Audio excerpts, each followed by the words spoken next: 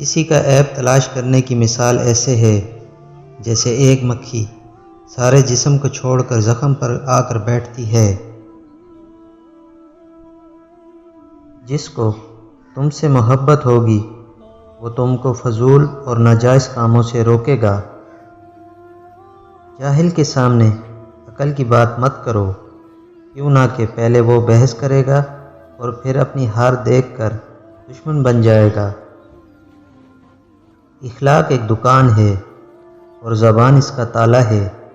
تالا کھلتا ہے تو معلوم ہوتا ہے کہ دکان سونے کی ہے یا کوئلے کی۔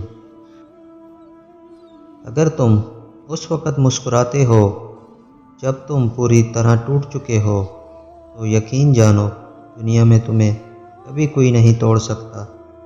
انسان کی ہر سانس ایک قدم ہے جو اسے موت کی طرف بڑھائی جا رہی ہے۔